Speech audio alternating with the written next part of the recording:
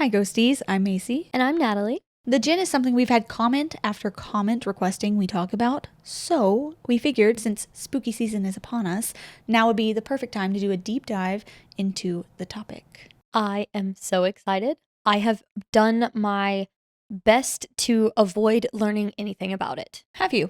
Yes, because I wanted to learn here and I wanted to figure out with everybody else that doesn't know. I bet everybody watching already knows a little bit. Mm-hmm. But since it was suggested and so many people said it, I was like, this is going to be good. It's interesting. So I'm gonna wait. It is incredibly interesting. Very spooky. Oh, I'm excited. So today we will tell the tale as best we can of the Jinn, why it is so feared, how close to demons it really is, and finish off with quite a few encounters with these beings from our own listeners. So prepare yourself for a truly haunting episode.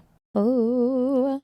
I did want to caveat this episode first by saying the Jinn seem to come from Islam, and we are not particularly familiar with the Islamic faith. So if we get anything wrong or I'm misunderstanding any aspect of this being, or maybe I'm missing some context that could help me and our audience understand them a bit better, please do not hesitate to let us know in the comments. We are here to discuss, learn new things, and get a little spooked along the way, and we're all ears. We want to know. Though I do have an email from a listener explaining it too.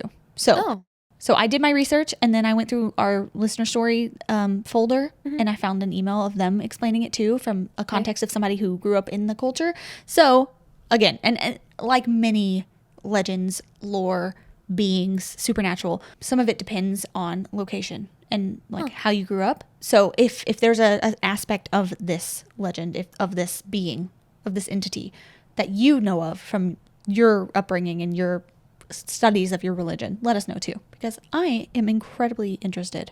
That is something that came unexpectedly for me with the pod, because I love to read. I love to learn about other cultures. I love to just know things that are out of my little bubble that I live in. Oh yeah, definitely. And we've learned about, because we grew up around nothing but like Christians and Baptists, and that was it. It was like that. Well, Baptists are Christians. You can cut that part. Yes. No, it's fine. I'll leave it. Okay. I don't know. That's like the First Methodist Church, the Baptist Church. That's the only, because if I ever went to church with my friends, that was the only things that I ever experienced and knew about. And we're in a small town, so it's like, that's it. There were like 3 churches, and they were all Christian churches. So and like one Catholic church. Well, yeah, some people debate this, but Catholics are Christians too, because they believe in Jesus Christ as this Lord and Savior. I said I learned. Maybe I haven't. I don't know. That's but okay. I do like that we have learned and talked about so many different cultures and religions and things like that. I love that about this. Mm-hmm. Like, I feel like I've learned so much since we started the pod. Always been intrigued by different religions and cultures and stuff. Yeah. Like, I know what I believe, but I'd love to learn what everybody else believes too. I don't know where I'm at, honestly. It's fine too. Because I've learned so much. I don't know. Okay. I just want everybody to be good and happy and nice. Me too. We could all bake a cake. Smiles and rainbows. Okay. What's our tea? Even go here. Our tea today is Edinburgh Tea and Coffee Company whiskey tea. Interesting. Yes. Does it taste like whiskey? We're going to find out. Let's go.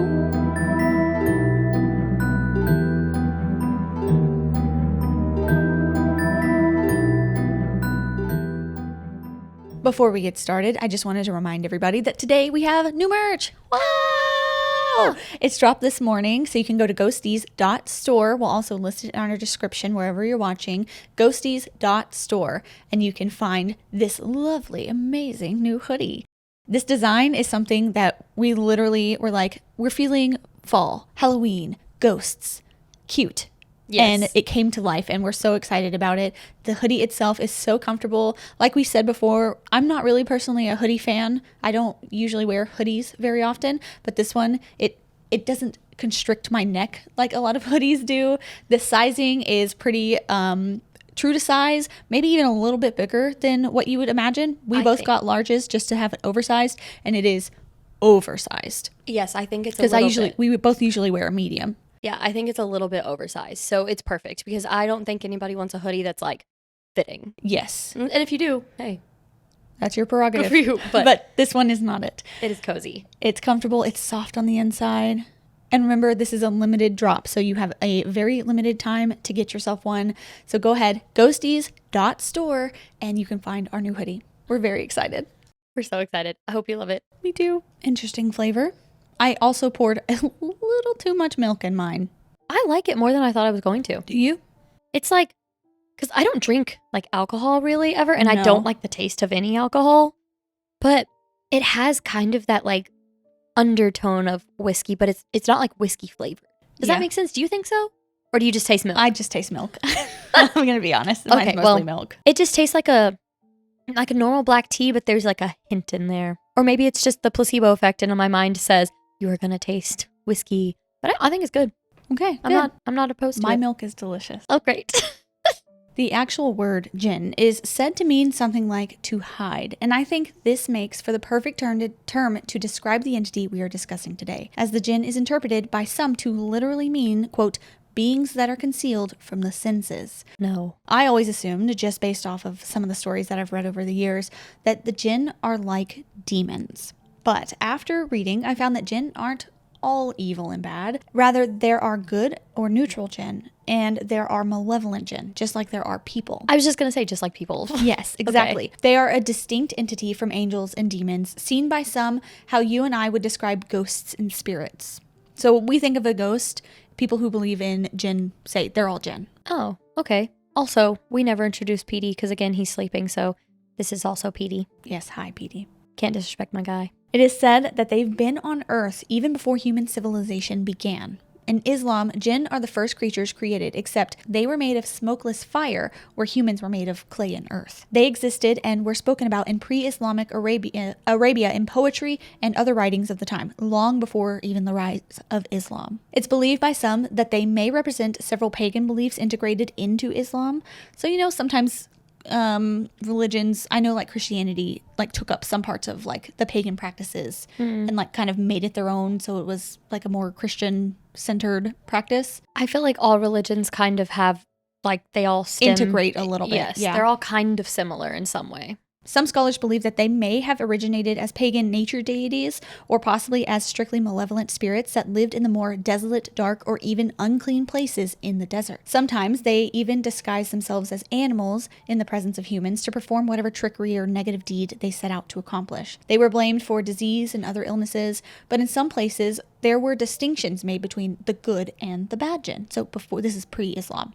Some describe them as helpful rather than harmful to humans. The story differs depending on who you're talking to and where you are in the world, but it reminds me a little of the fallen angels and Satan.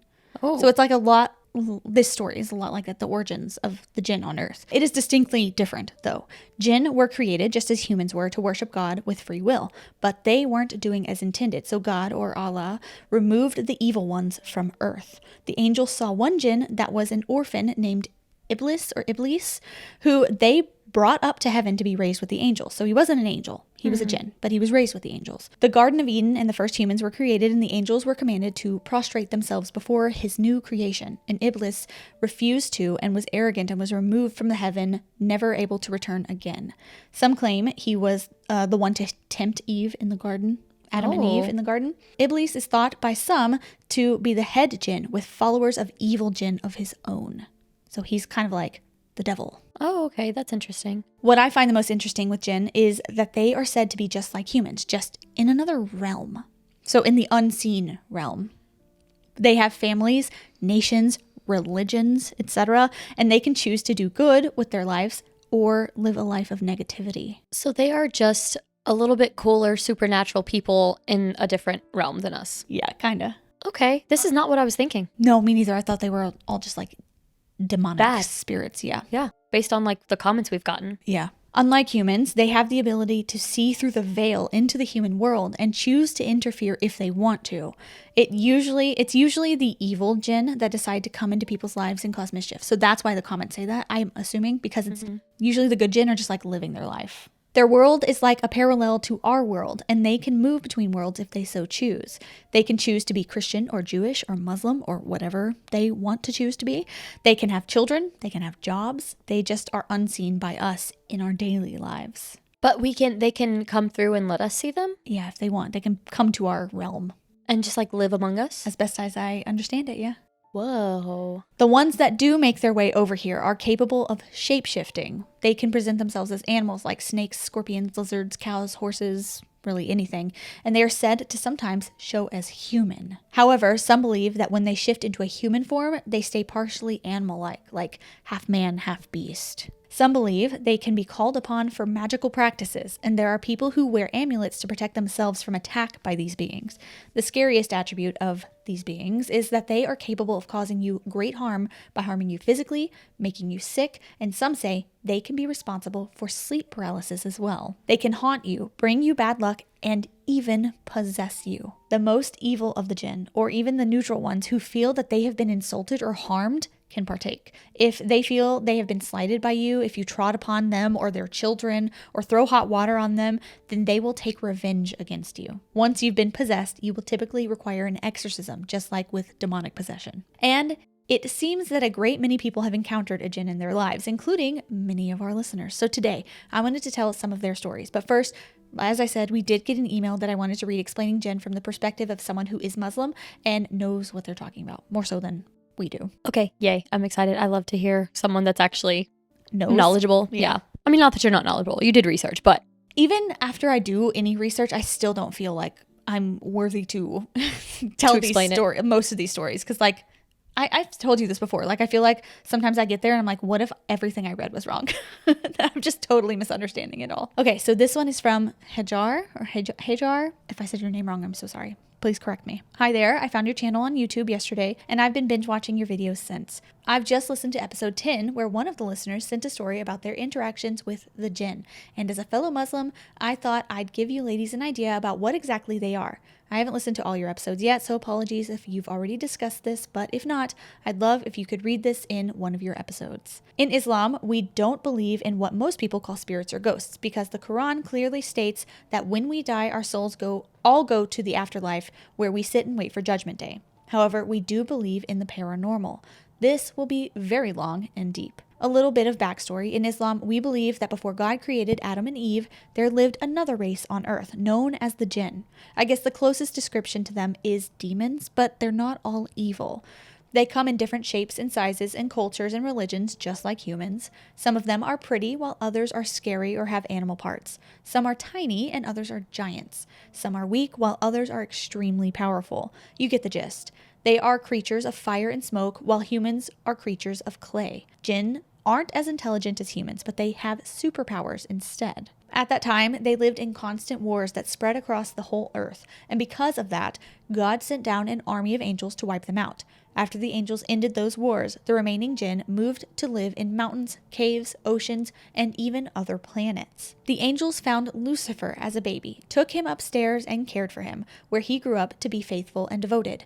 You know the rest of the story, with the difference being that he was never a fallen angel. He was always a jinn, and after being thrown out of the heavens, he was promoted to devil. So he and his followers of the jinn are what you'd call demons, or in Arabic, shayatan, which is the plural of shaitan, or Satan. Today, Muslims know and believe that jinn are all around us, but we can't see them, most of the time.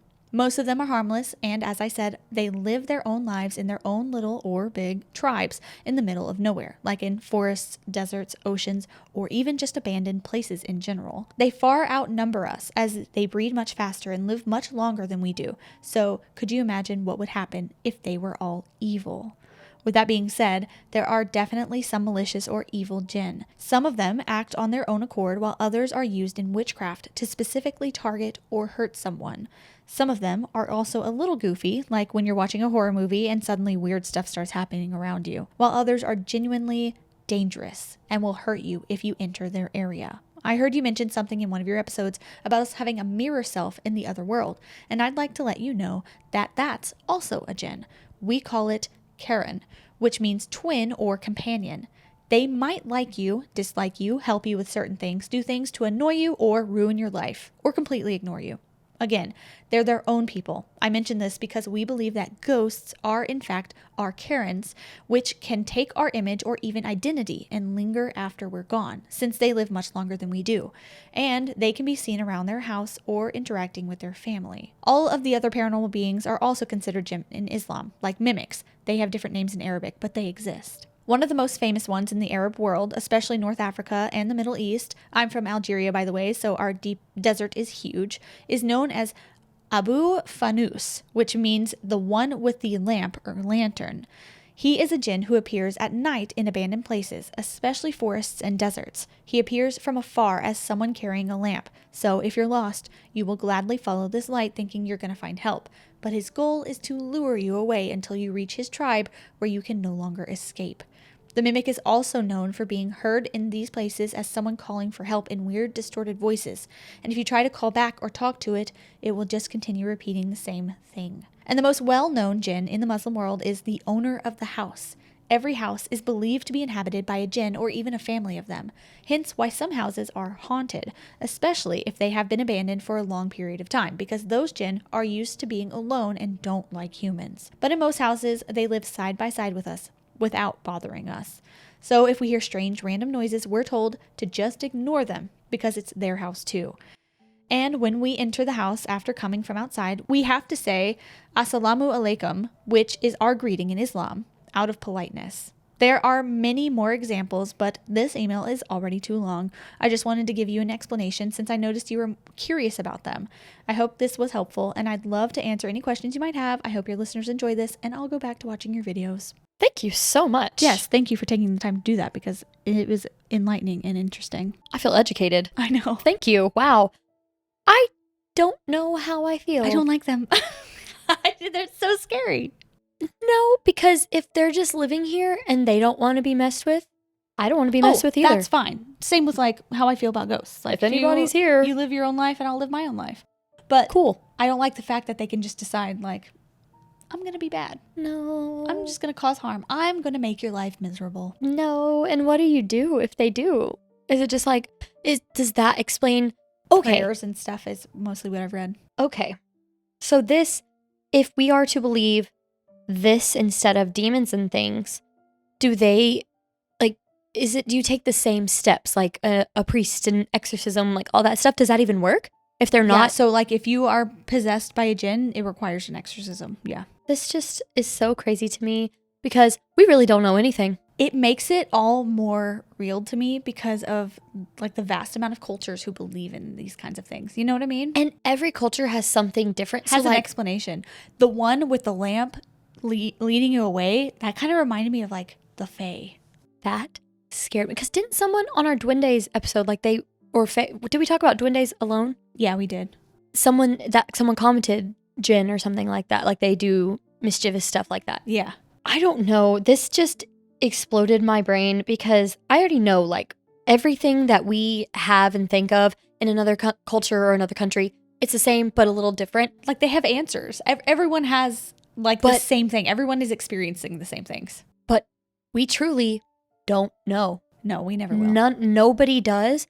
And what are the odds that one is right? We don't know until we die, I guess. It doesn't matter who exactly has the like exact right answer. Mm-hmm. It's happening to everyone. Which is crazy. Like we're all having hauntings. Like it's not just a very few of a certain subset of cultures. That's what I found very interesting about NDEs. Yeah. Is that like no matter the culture, no matter the religion or lack of religion, everyone was experiencing the same. Like it was somewhat similar. You have an OBE and then you see a light and you see another, like a person guiding you and you get like, you know, it's all like the same thing. You hear sounds and.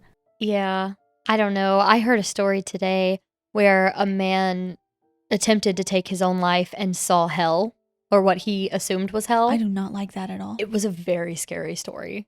Half the comments were like, yes, thank you. You need to share the story. And the other half was like, how dare you share this story? You're just lying and trying to make us believe your religion. It was quite divided, but the story itself was frightening to me. Scary? Yes, because it was why like I didn't read any of the like really dark indie stories because there aren't very many, but there are a few. But the near-death experiences where they see something dark is like the scariest thing you've ever heard. Yeah. So thank you for sending that email in because that did explain a lot of things that I was a little like wasn't completely sure about when I was reading it. Yes, thank you so much. Now that gives us a lot of context for some of our stories. The first one being from N. Hello, Ghosties Pod. First of all, let me just say that you're doing an amazing job. Your podcast keeps me productive throughout the day by providing something fun to listen to. Please bear with me as English isn't my first language, so there may be a few spelling errors here and there. My parents are immigrants from Central Asia and moved to Scandinavia around 27 years ago with my aunt and other family members. This story specifically involves my aunt and my parents. My aunt is a few years younger than my mom, and she's always been close to me and my siblings, given the strong bond between her and my mother, which remains intact to this day. A little background: I come from a large family with 5 siblings, and I'm the youngest of 6.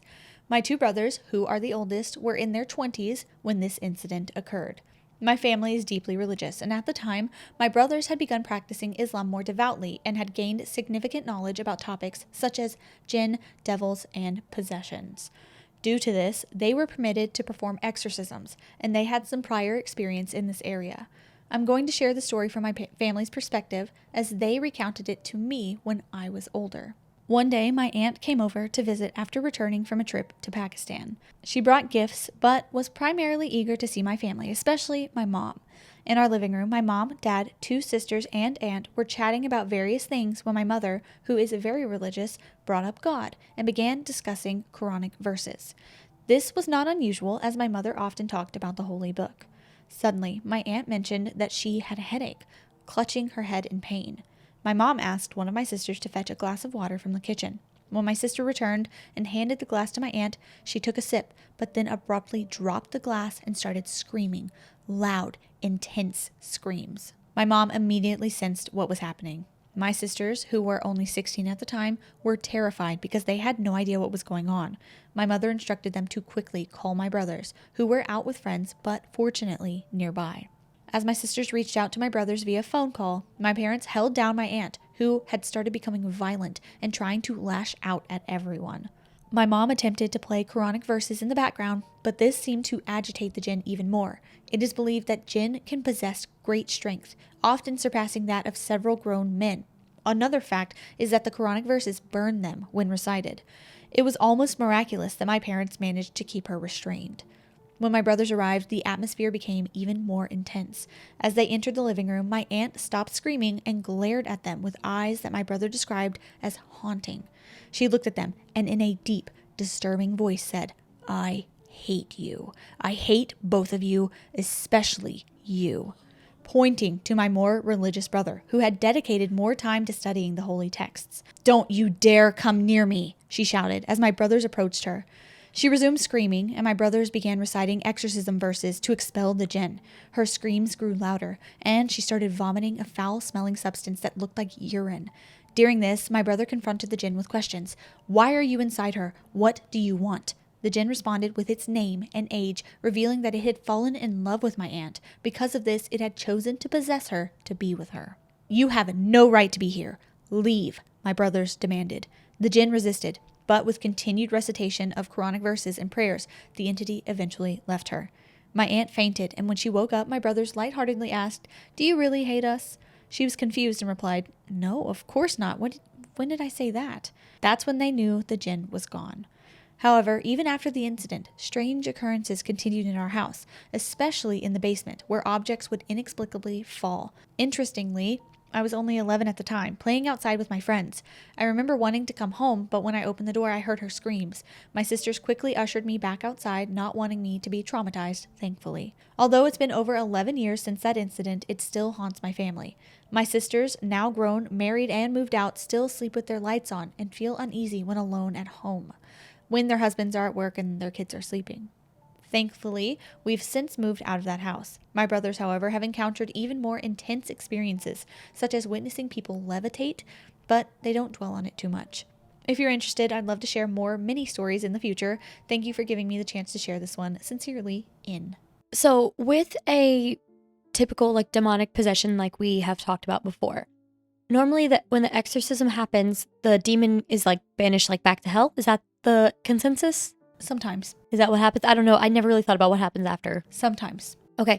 So if the jinn is expelled or exorcised from the person, does it just go back to the realm that we can't see, but it can still interact and maybe come back? I mean, that's what it sounded like with it being in the basement and things still happening. That is so horrifying. I never even thought about what happens to the thing that's possessing whenever they say, "Oh, you're gone." Where does it go?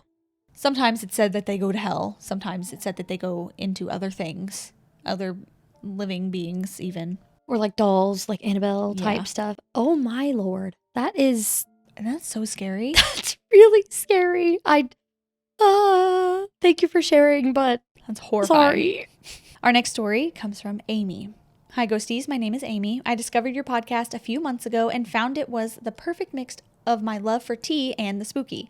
I apologize in advance for any grammatical errors because English is my first language. This might be long, but I wanted to share one of my experiences with the Jinn.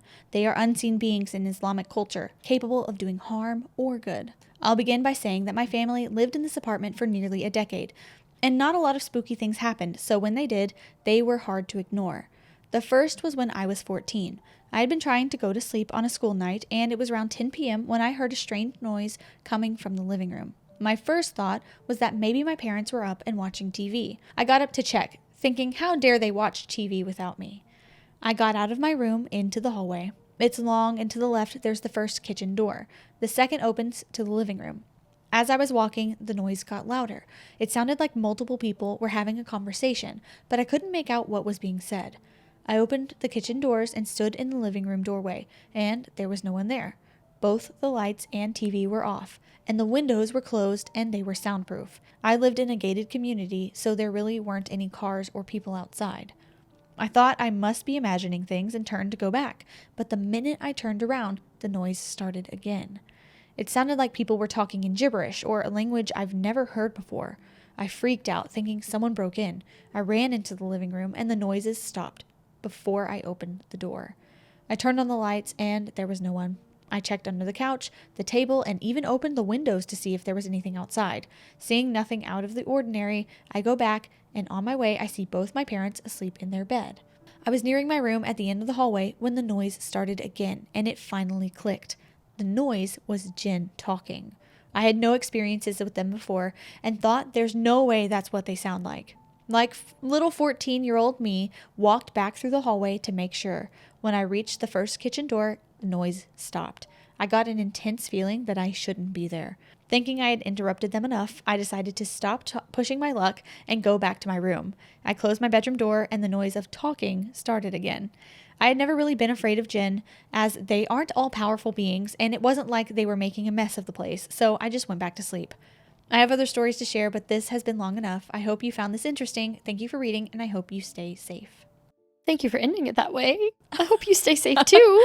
I find that so interesting. I find the concept of like, there's just like this spirit realm where they're all just like living their lives, you know? Yes, and it makes me think, are we that to someone? Are they like, do they have a different name for us? Like not the humans. They're like, oh, they're the Weeble Wobbles. I don't know. Like they're, ooh, and they sometimes mess up stuff. And what if we're that for someone else? Like they heard Amy walking in. They're like, did you hear that? Yes. Yeah.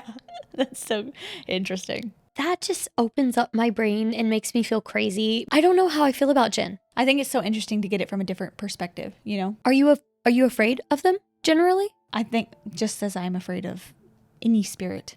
Okay, so it's just like a skeptical fear type. It's like testing the waters. Like if you leave me alone, I'm not afraid of you, but please don't mess with me. Yeah, definitely. That's how I feel about all entities. I feel kind of neutral. Until they try to possess you because they fall in love with you. Like they did with Finn's aunt. Already said out loud several times, I will not be messed with. No. I will not by anything. So it's good to assert that again, I think. Our next story comes from Sarah, and this is a Jinn legend of sorts. Hi, I'm Sarah. I recently discovered your podcast, and let me tell you, I love it. It's so me. I love sipping tea and listening to scary stories. I've been spending the past 2 days religiously watching every episode. I just can't get enough. It's all I think about. LOL. Thank you. That's so nice. I just watched one of your episodes about a Jinn story, and I remembered a popular Jinn story that always gets told when people talk about Jinn. I just had to tell you and Natalie about it. Here in the Middle East, we have traditional drummers who can be booked to play at weddings or engagement parties. There was a famous drummer named Nora who received a call from a bride's mother asking if she could play at her daughter's wedding. Nora agreed to the booking, and along with her fellow drummers, headed to the house where the wedding was being held. It seemed like a normal wedding with loud music and women dancing and enjoying the wedding. The drummer started to play the drums and entertain the guests. But as they were performing, one of the lady drummers noticed something strange. She saw the legs of the dancing guests and realized that they were goat legs and not human legs. She got really scared and whispered to the other drummers about what she just saw. When Nora, the main drummer, saw it too, she whispered to her group and asked them to stay calm and not freak out because she realized that they are playing at a Jinn wedding, not a normal wedding, and didn't want the Jinn to harm them. So they tried their best to act clueless and read some prayers to help them stay calm while they continued playing the drums. When the time came for the drummers to leave, they said their goodbyes and quickly exited the house. But as they walked a little further away, they looked back and the house was gone. It was like it was never there. They were standing in an empty field in the middle of the night. From that day on, Nora and her fellow drummers retired and never played at a wedding again. This story still gives me chills. I hope you enjoyed it. Thank you. That is nuts. Ooh, freaky. That is insane. That could be some kind of movie. I'd watch it, yeah. I would too. I can see it, like the whole thing in my brain. That gave me chills the first time I read it and that time. I just knew as soon as you said they looked at the feet, I was like, oh no. My God. Yeah. But, okay, they just wanted you to play at the wedding. They enjoyed your music. Yeah. They're like, have you heard that human? It's like, that fine. Human drummer? All right. Hey, I'll take it. That's okay. Okay, our next story comes from Faiza, I think. Hi girls, I hope you're both doing well. I've always loved listening to supernatural podcasts and watching similar content on YouTube, so it's no surprise the algorithm led me to your channel. For the past 2 weeks, I've been hooked listening to your episodes every evening while painting and drawing. It's such a relaxing routine. I noticed you haven't done many episodes on Jinn, so I wanted to share my own spooky story with you. As you might know, Jinn are supernatural beings mentioned in Islamic culture and folklore. I am from Karachi, Pakistan, where our folklore is filled with tales of Jinn, Churel, witches or female spirits, Peri, winged supernatural creatures, and many other creatures. My story is the only truly eerie experience I've had, and to this day, I have no explanation for what happened. It all took place during the summer of 2005 in Lahore, Pakistan, when I was 15. My first cousin, who was also my childhood best friend, and her family were moving from Karachi to Lahore. I was devastated by their move to a city so far away, but my parents suggested I visit them that summer, along with my cousin and grandmother visiting from the US. Since I'd never been to Lahore, I was excited to see the city for the first time. When I arrived, I was struck by how green Lahore was compared to Karachi's coastal, desert-like landscape. My cousin's family had moved into a historic 2-story brick house off Canal Bank Road. Their house was the first on the left when you entered the residential society, with a balcony overlooking the main road. The first couple of nights were uneventful. My cousin and I, being teenagers on summer vacation, would stay up talking until sunrise, then sleep in until the afternoon. On the third night, however, strange things began happening. Around 3 a.m., we heard footsteps running back and forth above our bedroom. Confused, we exchanged glances. Who could possibly be awake and running upstairs at that hour? We opened our door and peeked into the dimly lit living room. Her parents' bedroom lights were off, and everything was silent. Shrugging it off, we locked the door and went back to bed. But the footsteps returned, louder this time, and there seemed to be more than one pair. We grew uneasy, but eventually managed to fall asleep. The next morning, we told her parents and our grandmother about the footsteps, but no one believed us. That night, the footsteps resumed at 3 a.m., accompanied by the sound of objects tumbling down the stairs. Terrified, we cracked the door open and peeked toward the staircase. Nothing. No objects on the ground, no sign of movement. Then came the knocking on our door. It started softly but grew louder, turning into pounding. The door handle began to jiggle violently, as if someone were trying to force their way in. We screamed and begged whoever or whatever it was to stop, but the pounding continued. Finally, it ceased, leaving us shaken and in tears. We complained to her parents and our grandmother again, insisting that strange things were happening at night, and they needed to investigate. To our disappointment, they did not believe us again. The same night, the spooky stuff restarted around 3 a.m. Footsteps running above us, pounding heavily into the floor, all sorts of heavy metallic-like objects being bounced down the stairs, and someone outside our door trying to get in, trying to break it down. I remember my cousin and I screaming at whoever was out there to leave us alone. I told my cousin that I would open the door to confront the person, but she begged me not to. We did not know what to do. After a while, the activity ceased, and it all became quiet again. At this point, we heard her cat meowing outside the door and quickly opened it to let her in, and we felt much safer with the cat around. The next morning, we begged our older cousin, 20 at the time, to stay up with us that night. Reluctantly, she agreed, yet to our embarrassment, nothing happened. Of course. No footsteps, no knocking, no pounding. We felt foolish and dejected, but that night was still fun as we stayed up sharing stories and laughing. After that night, the eerie occurrences stopped, except for 2 strange incidents. The first happened just before I left for Karachi. I used the upstairs bathroom to get ready, leaving the door slightly ajar. Hours later, my cousin returned to find the bathroom door locked from the inside, even though no one was in there. It was a deadbolt lock that required a key or someone inside to engage it. My uncle had to search for the key to unlock it, finding the key after several hours of searching. We all asked ourselves, how had the door been locked? The second incident happened at home in Karachi. The night after my return, I woke up to find my bedside lamp on, even though I distinctly remember turning it off before bed. When I tried to turn it off, the light wouldn't budge. I remember flicking the light switch on and off several times, but the lamp stayed on. Getting scared, I unplugged it from the socket, and it didn't immediately turn off. The lamp glowed faintly before finally shutting off. I slept with my bedroom lights on that night. I've always wondered what, or who, was behind those strange events. Was it a jinn playing tricks on us? Or could it have been someone who had managed to break into the house without setting off the alarm system? Who had locked the bathroom door? To this day, I wonder what I would have found if I'd opened that door during the pounding. Thank you so much for taking the time to read my story. I'd be thrilled to hear it featured on your channel. Love, Faiza. It's either a Jinn or a Frogger. PH Frogger. I hate the idea of that. But they heard the tumbling down the stairs, but nothing was there. It's I'm a so Jinn. glad they didn't open the door. Because what is that? Inviting it in? Yes. I think hate the it. rules still apply here with Jen. I think with anything. Don't open the door for anything. Okay, our next story is from Anonymous. Ooh. Hello, your podcast is so great and I've been binging all of your episodes. Please never stop uploading. I love you guys. I also you. have a What the creepy heck? story I'd like to tell. Yeah, thank you. That's so nice. So I live in Germany, but I visited my homeland in another country on holidays. We stay at a house built by my grandparents in the middle of the mountains with only the forest around. There were always weird things happening around the area. One time I was sleepwalking and I went to the middle of the house at night and started talking to myself, just standing there. My parents told me about this later. The residents that still live here full time and don't come around except for on holidays are mostly elderly people, and they believe in the paranormal and so on. Some even say that the Jinn live down where the river flows. Well, I swam there a lot and didn't see them, or maybe they're only there at night. So one night, probably around 2021, 2022, my family and I were on our way back to the house from our aunt's place. Our house is part of a village with a mosque at the entrance. Above and below are 2 villages and a graveyard. The road back to the house is very narrow, has a lot of curves, no light, and is surrounded by nothing but nature. My mother loves looking at the sky at night because our village has almost no light at night.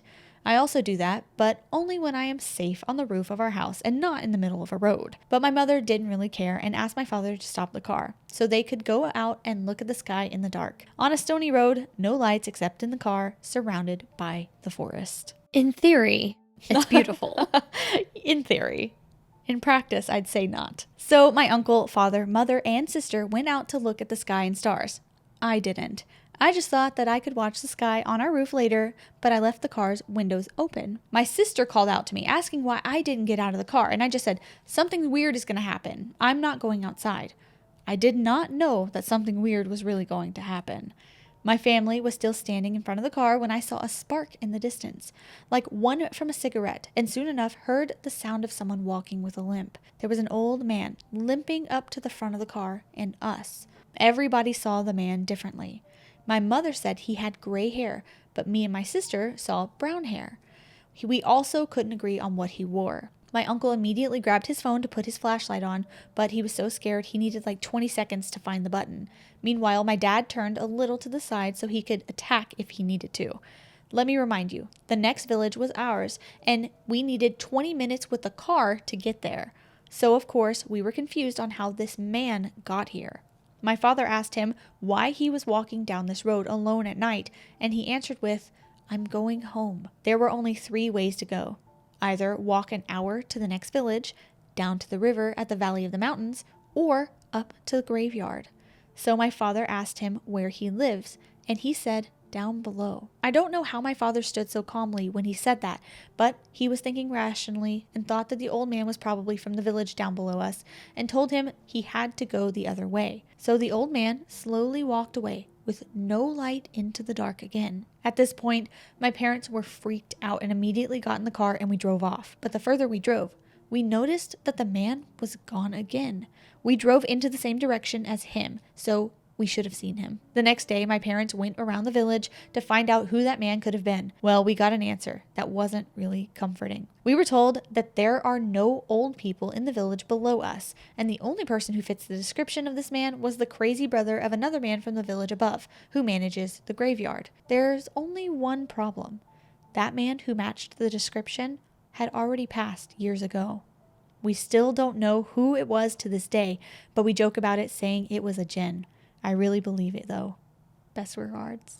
No. Didn't that just give you a chill? It did. So I was picturing, do you ever play the Ocarina of Time? I watch you play it. The, graveyard keeper? What was his name? I don't know. In the, was it Kakariko Village or something? Something. That's what I pictured. I don't know what I think about. I just picture fear. I see a blur. I couldn't. Ugh. Yeah, that one got me. But you know what? I would love to be for someone.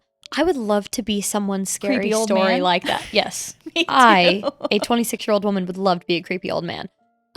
No. I'm in the boat that's a Jinn, that's a something. There's something going on. But that is a supernatural being. Imagine it's just some dude and it was a big misunderstanding. Maybe he has like a cabin somewhere. He has friends right down the street. And they're terrified. I would love to cause that for someone. Me too. Me too, honestly. We saw this girl. And it's just me. Little old me. Yeah. Yeah, I know. That would be nice. If I end up being all weird looking and old, if I make it to 95, I will be that girl. Okay. On to our last stories from Fatima. I hope you enjoy the story. It was fun writing it for you. Feel free to share it on the podcast. I want to see your reactions, especially Natalie, since I heard she's terrified of mimics. Thank you. Hi, Ghosties. My name is Fatima. I'm 16 years old and I'm from the Middle East. I love watching your podcast and wanted to share a true story from my childhood that I still can't explain, but it's about a Jinn, which in Arabian mythology, it's almost like a mimic, I guess. It's a little long, but it's worth it, I swear. Let's start with the definition of Jinn because I'm assuming you don't know what they are. So, people in the Middle East, including me, believe in Jinn. In Arabian mythology, Jinn are powerful beings of smokeless fire, living in desolate places. They can be good or evil, shape-shifting into humans or animals. They can even mimic looks of somebody you know and even sound like them. They're deceiving, possessing, and can cause both mental and physical harm. Some serve black magic practitioners, while others torment people for their own amusement. Now on to the story. My grandma's house sits deep in the hot desert far from the city. Every Friday, our whole family gathers there. The house isn't like a normal one. It's a large open plot with massive tents. One for the kitchen, one for sleeping, and one even bigger tent for guests. There's also an open area for livestock, but it's always been rumored to be haunted. Which, by the way, before we move on, I just thought, what a picturesque description. Yeah. I'd love to read a book set here. Yeah, I agree. Like a little spooky haunted book set here. Yeah, that sounds like my cup of tea. You should write one. Okay. One day. When I'm 80 years old. Yeah. My grandma, who's 80 years old, has been seen strange things. Did you do that on purpose? No, I said it and then I looked down and I saw her age. Okay, anyway. I'll be creepy and you'll be an author. That works. My grandma, who's 80 years old, has seen strange things. Once she saw my older sister enter the big tent and urgently tell her, "Get up, run." The terrifying part? My grandma physically can't stand or walk without assistance. It was almost as if my sister, or whatever looked like her, was trying to hurt her. But my sister wasn't even in the country. She was overseas studying at university at the time. At first, everyone thought my grandma was imagining things because of her age, but then the caretaker saw the same thing. She also saw my sister walking around. That's when things became real. One Friday, while the other kids played in the desert sand dunes outside, I stayed in the backyard playing with my dolls. That's when I saw my cousin Mohammed walking toward me from the animal pen area. But something was off. His hair was wild, his clothes were torn and dirty, and he was limping, dragging his left foot behind him. His foot looked broken, twisted, and facing the opposite direction of where it was supposed to be. I got concerned, thinking he got into another fight and got injured very badly. When I called his name, he didn't respond. Instead, he stared at me with bloodshot eyes full of rage. The more I spoke, the angrier he seemed. Then, without a sound, he turned and sprinted outside, disappearing into the desert. He looked exactly like my cousin, but something was off. It was like a thing was trying to mimic him and look like him, but was failing miserably. His foot that he was dragging behind him didn't look normal. It was longer than his other foot and a little more pale with a rough, bumpy-looking texture. It looked so weird, which only made me more concerned. But at the time, I didn't know anything about entities and all of that kind of stuff, so it didn't cross my mind. I genuinely thought that was my cousin Mohammed. With a long foot? Oh my god! I was so concerned. Sorry! I'm scared! Don't laugh at me! I was so concerned I went to ask my mom if she saw him or where he went because I wanted to help him. I told her that his foot was broken and he might have gotten into another fight, but my mom's eyes widened and she looked at me like I was crazy and says that my cousin Mohammed hadn't even arrived yet. She started asking me so many questions, but I was so shocked and scared I couldn't answer. I stood there in the middle of the tent, frozen, trying to process everything. I was only 8 years old, so it was a lot to take in. As I stood there, I locked eyes with the same boy, the one that looked like Mohammed, shoving his face hard against the mesh window from outside the tent. His skin bulged through the tiny holes in the fabric, making the sight even more terrifying. His frown was unnatural, his eyes wide, maybe too wide, and filled with rage. It was as if he was furious that I had seen him and even angrier that I was telling my mom. Then something even worse happened. As I stared at him, I heard a scream, not distant, but right in my ear. It was deafening, and at the same time, I felt a hot breath against the side of my neck, as if he was standing right behind me. But that couldn't be possible. I was looking at him. I screamed in terror, and everyone turned to look at me. I pointed at the window, but before I could say anything, my vision blurred. According to my mom and family, I passed out right then and there, but I don't remember losing consciousness. Instead, when I woke up, it felt like I had been awake the whole time. You know that feeling? Shaken, I asked everyone if they had heard the scream, but no one did. I was the only one who heard it, which only made the whole thing scarier. After that night, I felt very sick and had to stay in the hospital for 4 or 5 days. While I was there, I kept dreaming of that boy, but in his true form. It was so horrifying that I refused to sleep at night, terrified of seeing him again. Ever since that experience, I've changed drastically. To this day, I still can't explain what I saw. It looked exactly like my cousin, but I know it wasn't him.